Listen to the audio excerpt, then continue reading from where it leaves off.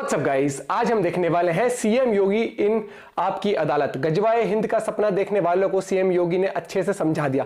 तो वीडियो की काफी इंटरेस्टिंग इंडिया टीवी चैनल से है। ओरिजिनल वीडियो का लिंक है डिस्क्रिप्शन में। 1 2 3 गो। माननीय मुख्यमंत्री जी, मेरा सवाल ये है कि कुछ लोग देश के अंदर में रह करके गजवाए हिंद की बात करते हैं और भारत पर कब्जे तक की बात कर देते हैं, तो इस बात में कितना दम है? देखिए, गजवाए हिंद का सपना कयामत के दिन तक भी सफल नहीं होगा। मुझसे नोट करके लिख लो, कई पीढ़ियां सड़ जाएंगी लेकिन ये सपना नहीं पूरा होने वाला है। और भारत अपनी यात्रा को इसी रूप में लेकर के आगे बढ़ेगा और मोदी जी के नेतृत्व में दुनिया की सबसे बड़ी ताकत भी बनेगा। आज जिस मुकाम पर अमेरिका रूस रहते हैं ना। मुझे ये पूछना है, क्या इस चुनाव के बाद मोदी सरकार पूरे देश में यूनिफॉर्म सिविल कोड लागू करेगी? ये तो लागू होना ही चाहिए। और ये हमने अपने संकल्प पत्र में भी, भारतीय जनता पार्टी घोषणा पत्र नहीं जारी करती, संकल्प पत्र देती। संकल्प का मतलब करेंगे, विकल्प नहीं, उसको हर हाल में होना करना ही है कि भारतीय जनता पार्टी की सरकार बनेगी, हम देश के अंदर एक समान कानून लागू करेंगे। और मुझे लगता है कि पूरे देश को एक समान नागरिक कानून के लिए भारतीय जनता पार्टी के पक्ष में, और ये होना भी चाहिए, ये होना भी चाहिए। फिर ओवैसी जी कहिए कि भारतीय जनता पार्टी हमारे बेडरूम में झांकने की कोशिश कर रही है, हमारे बच्चों को गिनने की कोशिश कर रही है। लेकिन जनसंख्या तो नियंत्रित होनी चाहिए, उसमें बहुत उत्पादन की आवश्यकता नहीं। सिर्फ जनसंख्या की बात नहीं, वो कह रहे हैं कि अब यूसीसी आएगा तो सरकार ये तय करेगी हम क्या खाएं क्या ना खाएं। खाने पीने पे कोई वो नहीं, लेकिन कांग्रेस का तो घोषणा पत्र में देखो ना, वह तो हिंदुओं का कितना बड़ा अपमान कर रही है। कह रही है, कांग्रेस कहती है अपने घोषणा पत्र में कि अल्पसंख्यकों को उनकी रुचि के अनुसार खान पान की स्वतंत्रता देंगे। मैं पूछना चाहता हूं कि अल्पसंख्यक और बहुसंख्यक का कौन सा ऐसा खाना है जिसमें बहुसंख्यक परहेज करता है और अल्पसंख्यक चाव से खाता है? वो केवल है गोमांस। भारत का सनातन धर्मावलंबी नहीं खाता। भारत के अंदर, उत्तर प्रदेश के अंदर या देश के तमाम राज्यों में गौवध अधिनियम में लागू है। लेकिन इस सब के बावजूद कांग्रेस इतना दुस्साहस कर सकती है कि अब वह हिंदुओं की आस्था पर इस हद तक जाके खिलवाड़ करती है। और आज कांग्रेस वही शरारत कर रही है। ये वही अंग्रेजों का डीएनए इनके अंदर आ गया है और उसी को ये अपने घोषणा पत्र के माध्यम से डीएनए तो है भी वहां का ना, भारत पे रोकना चाहते हैं। भारत की जनता इसको नहीं स्वीकार करेगी, कतई स्वीकार नहीं करेगी। लेकिन लोग कहते हैं यूपी में तो आपने पलट दिया है, अब कांवड़ियों के ऊपर फूल बरसाए जाते हैं, उनके पैरों की मसाज की जाती है, और ओवैसी साहब कह रहे थे हमारे पैरों पे डंडे मारे जाते हैं। देखिए, दंगा करेंगे तो डंडा तो इसीलिए, दंगा करो तो डंडा। लेकिन आस्था का सम्मान होना चाहिए। देखिए, पिछले 7 वर्ष के अंदर यूपी के अंदर कोई दंगा नहीं हुआ, कोई कर्फ्यू नहीं लगा। तो कर्फ्यू नहीं लगेगा तो कावड़ यात्रा तो निकलेगी फिर, और उस आस्था को सम्मान तो हमें देना ही देना। रिस्पेक्ट देनी पड़ेगी। कावड़ यात्रा भी निकलेगी, पुष्प वर्षा भी होगी, क्योंकि पुष्प वर्षा करके हम 2 कार्य कर लेते हैं। एक, हेलीकॉप्टर से निगरानी भी कर लेते हैं रूट की।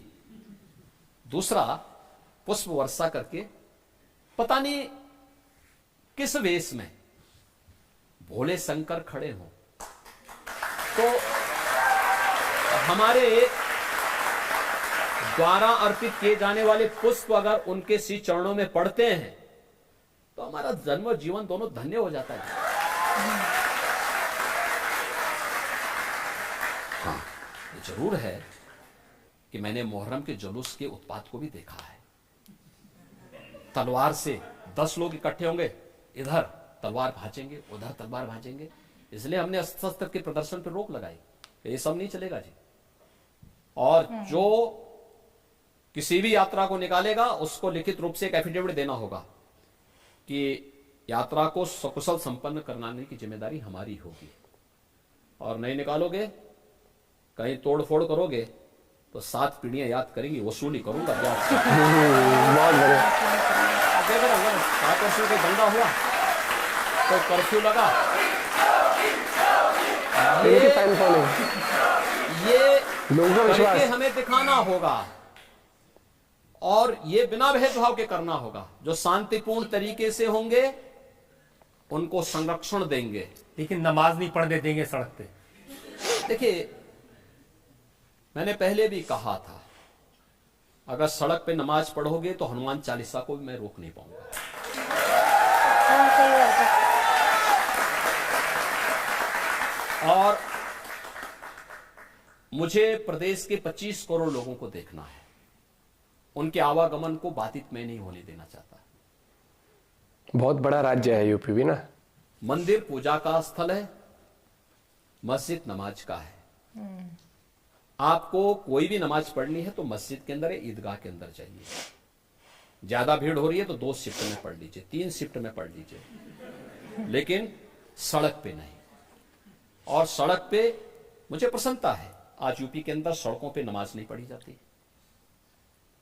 मस्जिदों के, धर्मस्थलों के माइक उतर गए हैं, शांतिपूर्ण तरीके से बीमार भी, बच्चा भी, हमारे छात्र भी, बच्चे भी पढ़ाई लिखाई जो करते हैं, आज आराम से अपनी परीक्षाओं की तैयारी कर सकते हैं। नहीं तो भाई वो बीमार होता व्यक्ति आराम डिस्टर्ब। से घर में आराम कर सकता है, बच्चा, छोटा बच्चा, वो भी आराम से रहता है। नहीं तो इतनी चिल्लाहट होती थी, बीमार परेशान, बच्चे परेशान, परीक्षा की तैयारी करने वाला जब बच्चा। तक थोड़ा भी उसका ध्यान लगता था तब तक कहीं से आवाज आती थी, वो बेचारा बहुत वैलिड पॉइंट है। आगे उसका भोग बताता। आज देखिए यूपी के अंदर आप देख रहे होंगे कितना पीसफुल है, कहीं कोई दिक्कत नहीं, बहुत शांतिपूर्ण तरीके से सारे कार्यक्रम चल रहे हैं। और ये सब पे बराबर लागू हुआ है। बड़े बड़े आयोजन हो रहे हैं। प्रयागराज कुंभ में 24 करोड़ श्रद्धालु आए थे। अभी राम जन्मभूमि के उसमें आपने देखा होगा, अभी भी चल रहा है। यानी प्रतिदिन चुनाव घोषित होने के पहले तक 3 लाख एवरेज था पर डे का, 3 से 5 लाख। इस समय भी 1 से 1.5 लाख श्रद्धालु प्रतिदिन अयोध्या आ रहे हैं, एकदम शांतिपूर्ण तरीके से। सारे लोग श्रद्धा पूर्वक दर्शन कर रहे हैं, भूत होके जा रहे हैं एक नई अयोध्या देख करके। सब लोग इतने भावुक हैं अयोध्या के बारे में जो सुना था, और आज जब अयोध्या को देखते हैं विस्मित हैं। अयोध्या में 4 लेन, अयोध्या में 6 लेन, अयोध्या में इंटरनेशनल एयरपोर्ट, और एयरपोर्ट भी महर्षि वाल्मीकि के नाम पर। ये भोजनालय माता सबरी के नाम पर, विश्रामालय अगर आपको देखना है तो निषाद राज के नाम पर। ये नई अयोध्या की नई पहचान है। भगवान राम के सभी सहयोगी आज अयोध्या के साथ जोड़ करके अयोध्या की इस यात्रा को और मजबूत बना रहे हैं।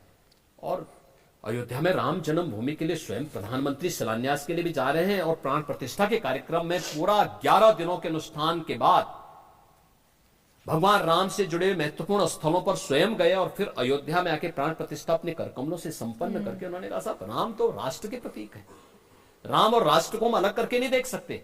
जहां पे भाव होगा उस देश को आगे बढ़ने से कोई ताकत दुनिया की रोक नहीं सकती है। बहुत बढ़िया।